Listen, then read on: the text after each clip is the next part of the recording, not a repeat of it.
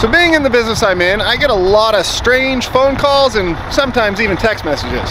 For example, I just got this picture text to me, followed up by, "What you doing?" So we got the Western Star fired up with the Zac lift on the back, and we're gonna head into town and see what we're doing. All right, so I'm not 100% certain, but it sounds like this is a case of DUI, which means obviously the drivers are no longer there because they're probably sitting in jail or getting a checkup and then headed to jail. No major injuries or anything on this one.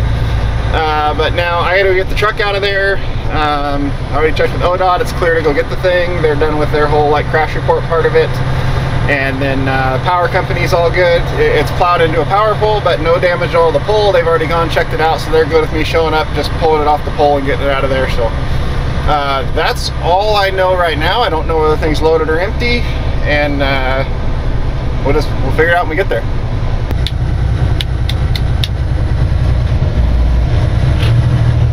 I see it.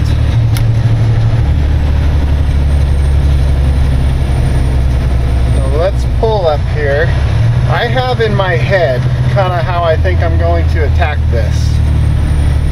So what we're going to do is pull over and park as a setup to do what I'm thinking. And then we're going to get out and look at it and see that everything I'm thinking is completely wrong because the situation is not as I think. And we're going to have to move the truck all around to do something different. I'm thinking right about here. All right, let's go put some cones out and then take a look at this thing. Okay, cones are out. People are moving over pretty decent, so let's see what we got here. Pop this open first. So, our airbags went off. It is full of stuff. And then looking right here, I don't know if that's the frame buckled or the cab shoved back, but either way, I'm betting this is totaled.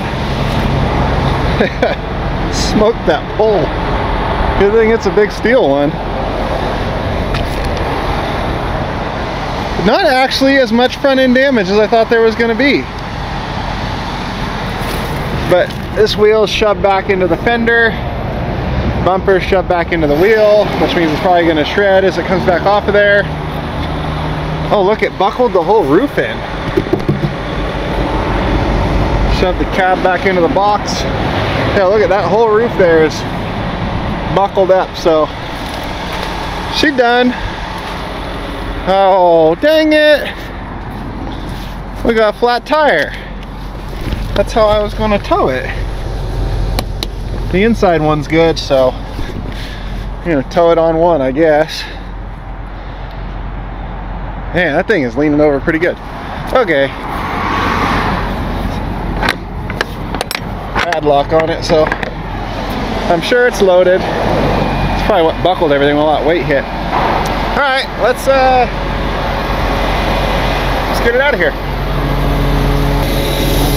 Okay. We're going to move this out of the way some, and then we're going to take our blue line, but I'm going to get some boom out, and then release our blue. You are coming with me. Now, let me tell you what I'm thinking. I obviously can't drag it up like this because we're in a pole. It needs to come back off the pole some. All right, I could almost drag it straight sideways and just peel it up. I want to just go away from the pole. So I'm parked at the back end of my truck behind the back axle of this thing. I'm not going to pull off the, I guess I could pull off the boom like that. I'm in the cradle. No, that's pulling up. I want to tip this thing over. So my plan is to run a snatch block down to that bottom anchor point and then be kind of pulling it backwards and up. The way I'd come off that pole and I'd get the back end up here closer to the road. Then I could pull forward, grab the front end, pull it up here, and then I can back up and hook to it on this much more level, nice spot. That's my plan. So, now that you know my plan, let's see how far off the rails my plan goes.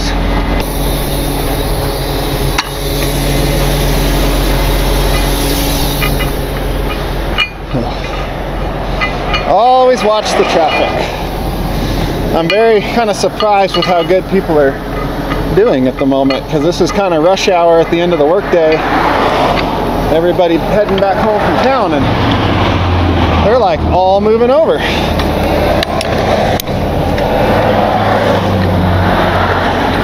Well, almost all.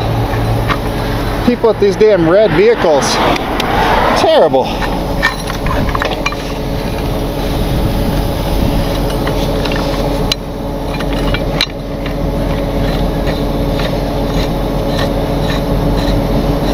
Okay, you go over there. I'm only going to put this one spade down. That way I'm pulling off the spade in the ground. And I want to pull low because it's leaned over so weird. And suspension up there is broke. And I don't know what's in there, how top heavy it is. So we're going to pull low with a rim sling. So these are my rim slings. And you'll notice I do not have a zip tie on the end of my rim sling. And another weird thing is I can't use a rim sling without a whole bunch of people in the comments telling me I have to put a zip tie on the end of my rim sling to get it through the rim. And I don't know whether I'm just really lucky or if it's these super long and nimble fingers that I have that come in handy for so many situations and purposes. But I just don't seem to have trouble getting the rim slings through the rim without a zip tie. It's almost like they're meant to go through a rim. I mean, if I have trouble for some reason or can't get one through somewhere, sure, I'll put a zip tie or a piece of wire on the end or do something, but for now, I don't seem to have that issue, so. That's why you don't see a zip tie on my rim sling. Problem is, at some point, who knows how long ago, Ron Pratt said in a video that the way to go is put zip tie through a rim sling and you straighten out. There you go. And people saw that, and because Ron Pratt said it, now I am told every time I use one that, oh, I'm going to turn that around, look at that.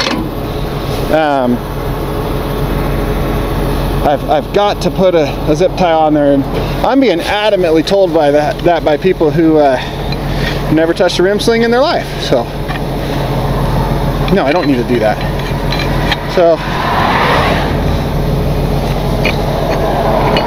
okay, so what I'm doing is I'm flipping this around, because when it stood up, this was binding against this, and if I flip this 180,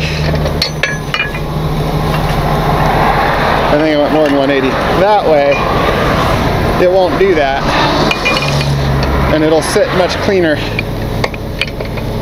against the stiff leg there. Come on.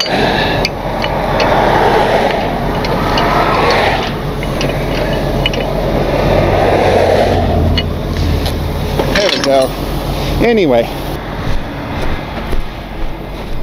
I wish that tire wasn't flat. Oh well. Okay, clear the pole.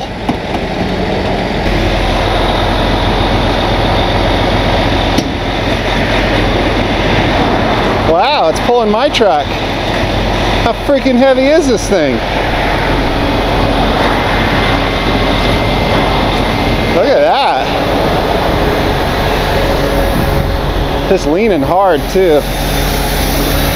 Okay, so we're gonna pick this outrigger up some, try to get some more weight on the tires. Huh. Sure, the box is still mounted to the frame. Jeez. Okay, we're good. All right. Maybe we'll raise our pull point a little.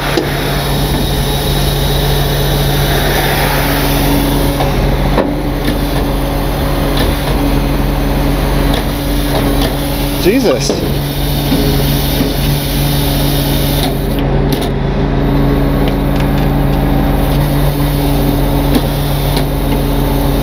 Okay. So how we fix that is we pull from up higher.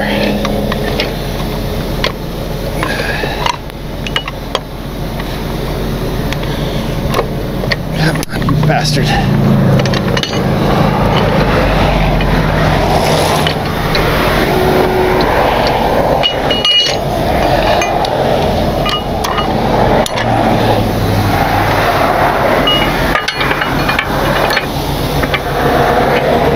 Pulling from up higher should plant my truck into the ground harder and lift resistance off of that one.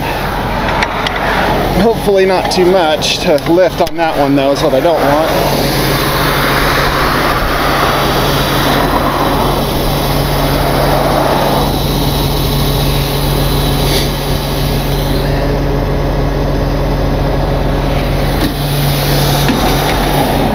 Okay, see what that does.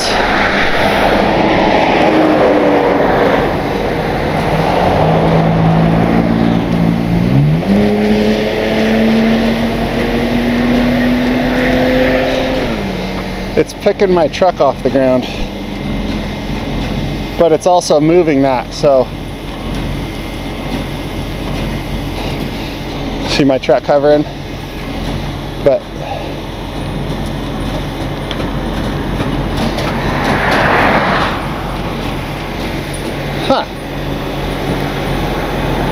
what the heck is going on?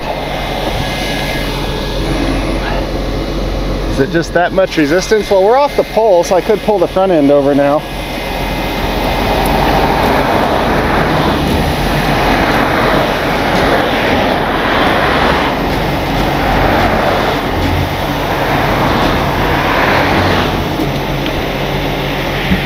Stupid truck. I'm talking about that one, not that one.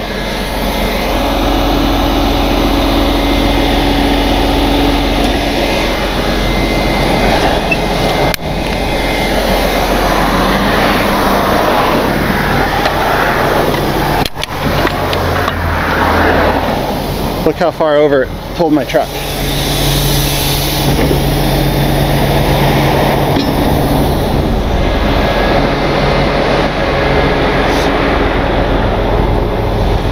Yeah, I could totally just yank that over. We're clear of the pole.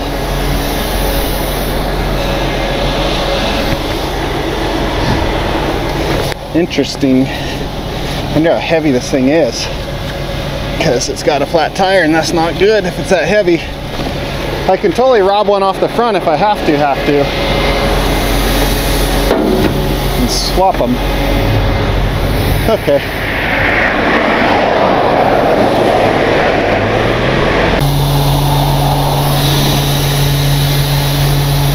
Please tell me I was recording that. Son of a bitch. So what I did, in case you didn't see, I ran the boom out, grabbed there, around it, picked it up with the boom, then ran my underreach under and hooked the control arms under there. So I didn't have to block it and crawl under doing it like that. Like I did it from over here with the remote watching. And I cannot freaking believe I didn't hit record on the camera. Oh no. Okay, well, in case you're wondering, that's how I did that. Dang it. That was a super cool maneuver that I was happy I finally got to show. So I'm kind of bummed that I didn't actually show it. Good news is when I drop this off in the yard, I'm gonna have to do the same thing to get it on the ground. So you will see that maneuver then. We'll have to do the same thing to pick it back up when I eventually deliver it back to its home at some point. That was dumb. Okay, well now I'm gonna put all this away and then I'll show you what I'm doing next. Okay, so it's on the underreach, it's strapped to it. I'm about to pull it up here to get the drive line out of it. Now I'm wondering, how long was the camera off for? Because I know I turned it off when I got in the truck to move it, So I remember when I turned it back on. So in case you missed it, I know I'm pretty sure you saw, you know, drag the back end over till it started tipping my truck over because this thing clearly has some weight in it. Then I moved up. I know I turned the camera off at that point. I don't know if I turned it back on, but that got me off the pole. So then I grabbed the control arm on that side because the ball joints are broke in there from the wreck, and all the control arms are bent and crap, or radius arms, whatever.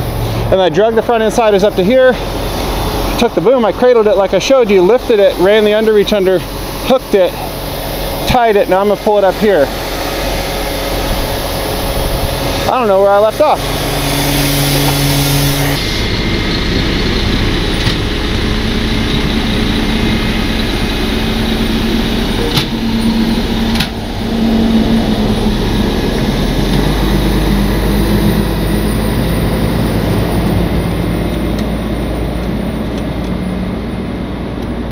Okay, got it up out of the ditch without flipping it over. We're up there. It is definitely way heavy to this side. Just gonna pick up our trash and our wheel chocks, and we'll go get it ready to tow. Okay, so we've got it hooked up, tied down, safety chains, drive lines pulled, light bars on the back. I didn't show you that because you've seen it 100 times, and I kind of just wanted to get out here. And since I missed filming the cool part, why film the boring part you already seen? That tire's a problem. So we're gonna limp it down the road to the exit. There's a store up there. I'm gonna go in their parking lot.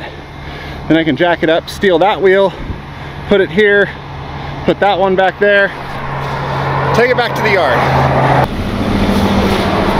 Okay, we're just up the road from where we were. We're about a quarter mile that way. I pulled up here and there's this big paved spot. So we're gonna use that to change that tire because it doesn't look good.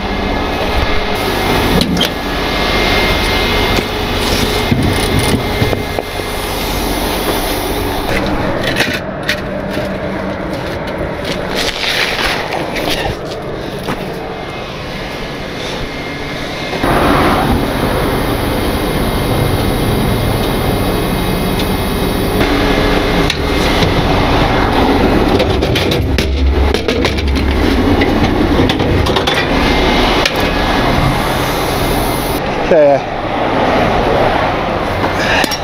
I don't want to lift it too high on the front like this because as crazy freaking heavy as this thing is, I don't want to bend the frame. I don't know why I don't want to bend the frame. It's freaking wreck, but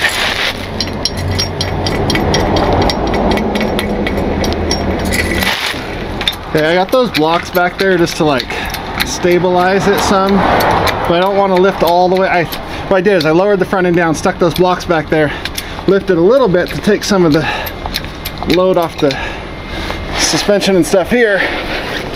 But I don't want to lift. I could lift way up here, but as heavy as this thing is, I might just fold the stupid frame up. So we're not going to do that. We're going to just use the bottle jack.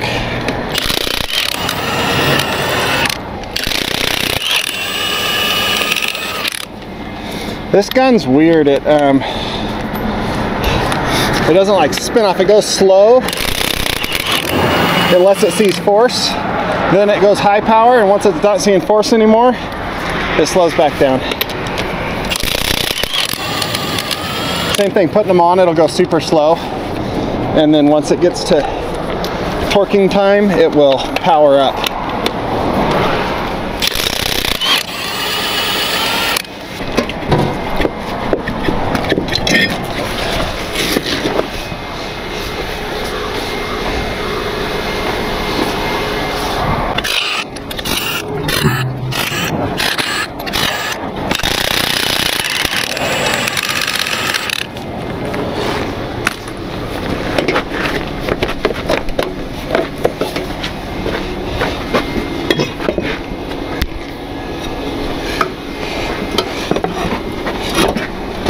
Oh, you son of a...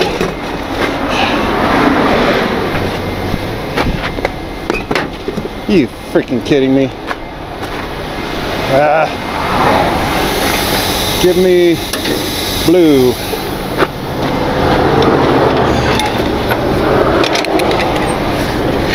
I ain't playing with your truck.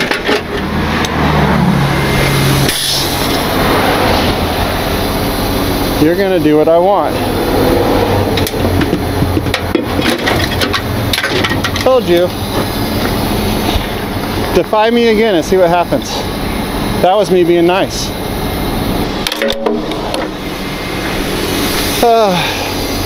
It's the point where I'm ready to go home.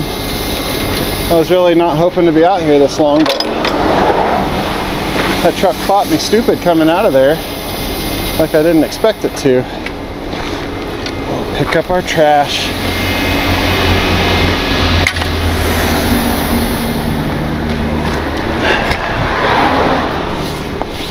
So I was really hoping I'd come, winch that back end around, pull that thing right out of there, hook it up and go home. But no, that's not the game we're gonna play today. Here you go, right there. So, you see all that brake dust right there? This also tells me this truck is really heavy, or has been really heavy at some point in its life, which is not very long because it doesn't even have 10,000 miles on it. And them brakes were used hard. So I would love to scale this thing and see what it actually weighs, but I don't have a scale. All I know is that it's heavy.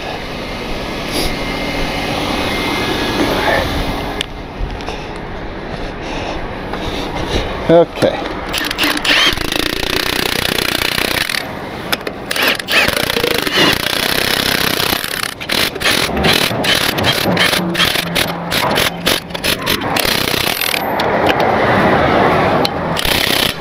So, U-Haul has a rule. I think there's a sticker on the truck somewhere. Where is it? One of these has a sticker on them. Somewhere on this truck. Maybe it's in here. Whatever. It says no impact guns allowed on their wheels. Torque wrenches only. Maybe on the front bumper. Somewhere. I know the trailers have it, but we're not following that rule today because I don't think it matters in this case. Oh. Also, if you're wondering, like, this was an accident. We got called out here to clean it up. Where, like, the police and, you know, like, the ODOT and all that, and they're long gone. This happened. It was well clear of the road. Did not need any interference of the roadway to get it out. So able to stay well clear on the shoulder the whole time. So no need for any of them to wait around for me when it took me like 45 minutes to get here. So they did their thing. They wrote up their reports, did their part of the job, put the caution tape on it and all that, so everybody knows they've already been here and reported it. And then left it for me to come get. If it was like blocking the roadway or something like that, they'd have stayed and helped with traffic control. Okay. Get my jack back.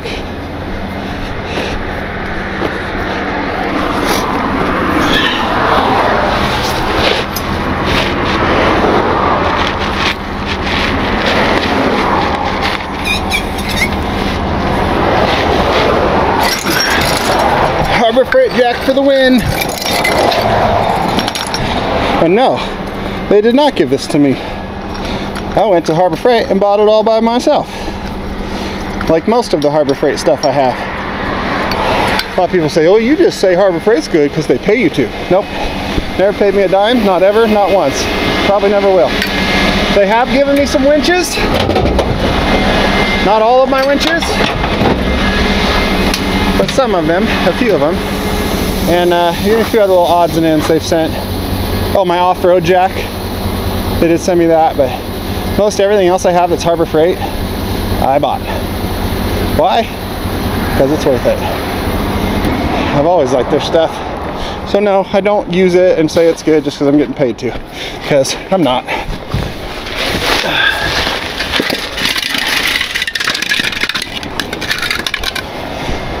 Okay, we're ready to get the heck out of here.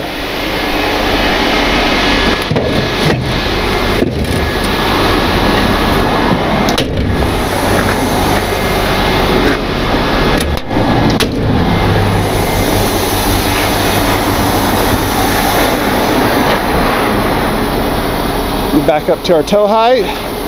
Looks good right there.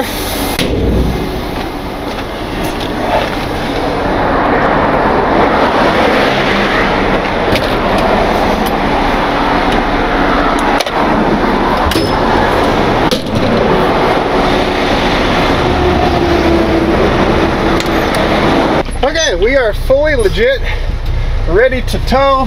So let's go home and see what we're gonna do with this thing. So it is the next morning and we are back home. Got home after dark last night and just went inside.